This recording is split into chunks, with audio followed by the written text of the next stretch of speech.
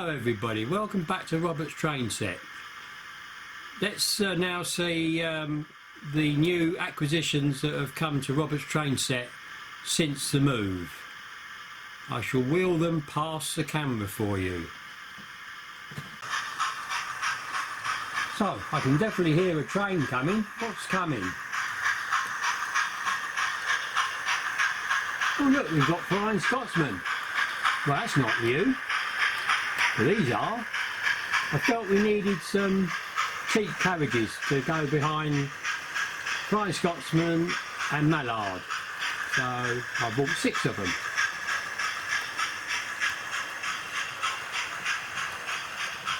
And in a minute I'll give you a closer look at them. But we'll bring up the next item I got. So the next acquisition coming from the left, it's not an engine, it's a complete train. So here we come, it's just about to appear. Oh, there it is. Oh, that looks rather modern, doesn't it? So this is a 375 6-car EMU, either electricity through pantographs or the third rail, as you can see. So again, we'll have a closer look at that in a minute.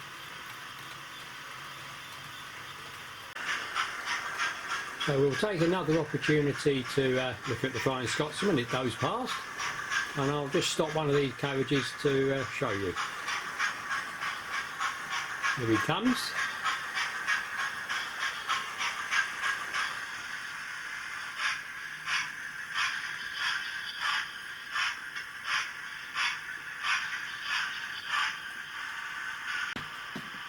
So here we have the Hornby, and I won't give you all the numbers, but these are the more expensive coaches. They're not the railroad ones. I felt they were rather, they were like when they sort of got to the end of their lives, looked all faded.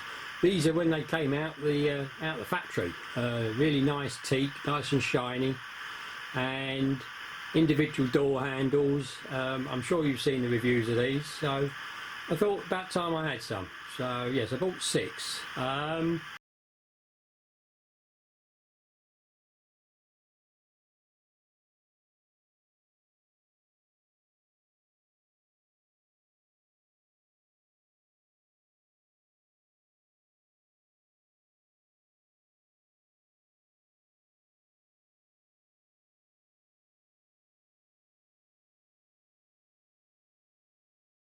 Interesting point. I actually bought these through Rails of Sheffield, but if I'd have bought them through Hatton's, and I did look at Hatton's, it would have cost me, through Hatton's, would have cost £30 more. So to buy these 6 coaches would have been £30 more. So certainly worth looking at the particular sites that you use and just checking the prices. That was really good. So I'll now get Flying Scotsman to take them through the frame one by one, slowly.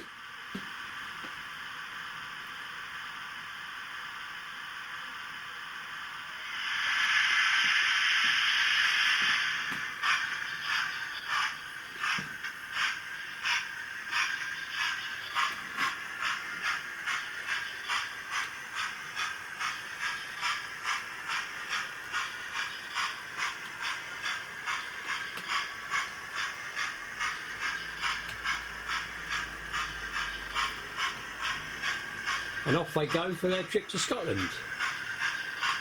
Maybe never to be seen again. No, they will be seen. I can guarantee you that. So a very noisy start-up is our electric train. No sound on this one. There are lights, as you can see.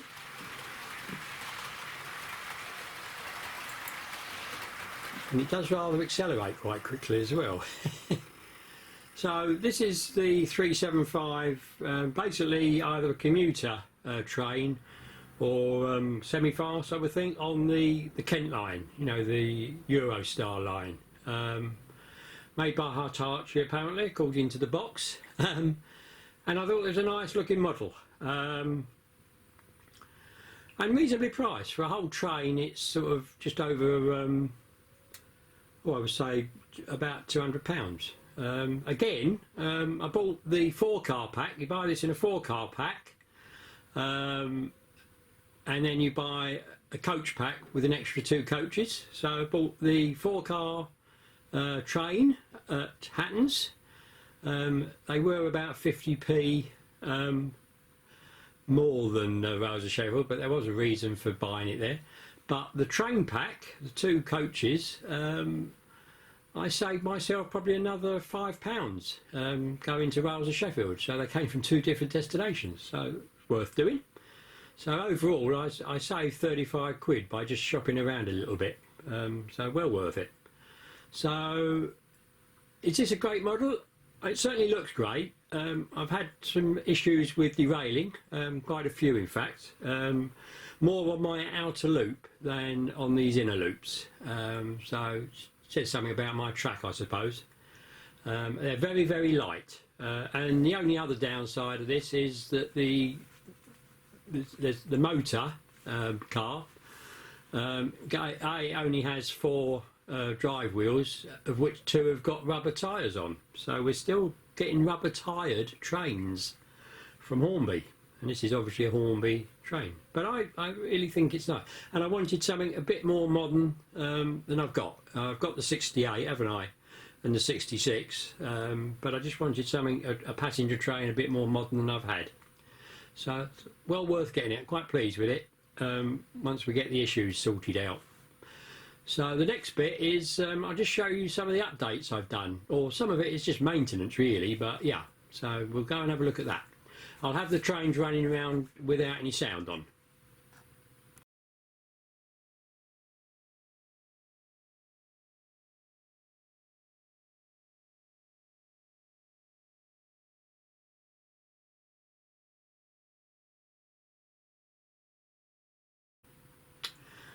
So I'll just get the train on its way.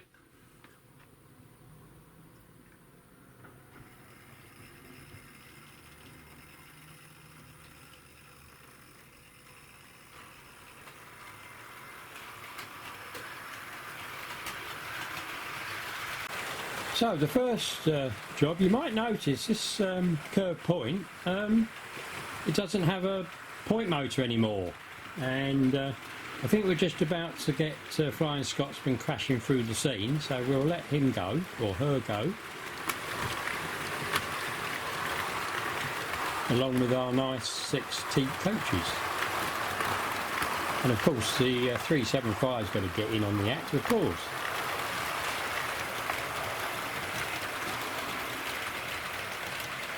So where's the point motor, you ask?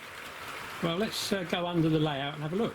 Oh, there it is. And if none of you know what this is, it's a Mark II Hornby point motor, which you can either mount under the layout or on the top with a little sort of hut over it with the mechanism to be able to do it, you know, on the surface.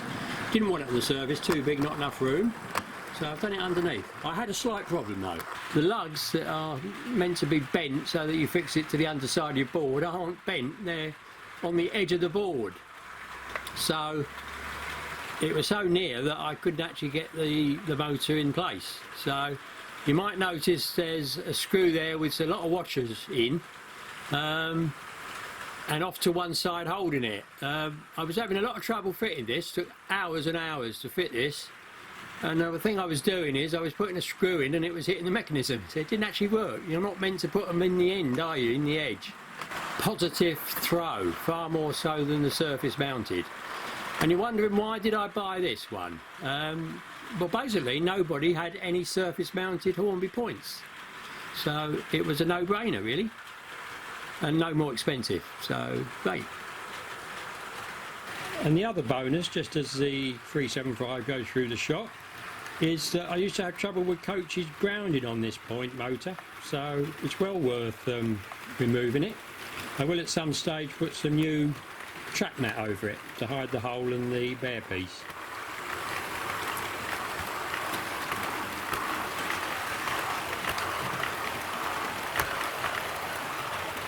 The other thing I did, while I was buying the trains that you've seen, I also got some more points.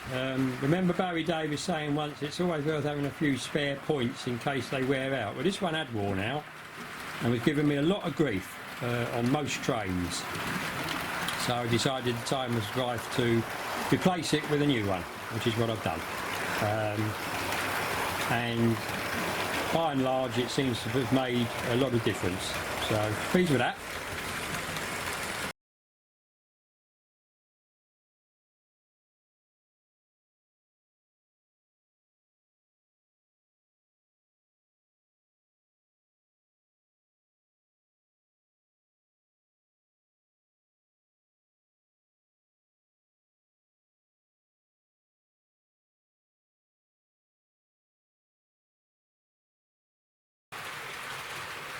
So as the 375 comes into shot, I'll just give you a few shots of the trains going round.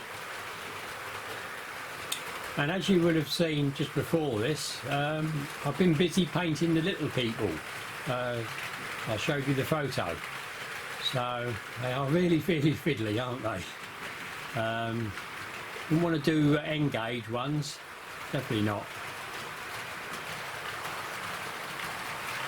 Well, I think this is fairly sleek. It's reminiscent of the 800s, isn't it, to a certain extent?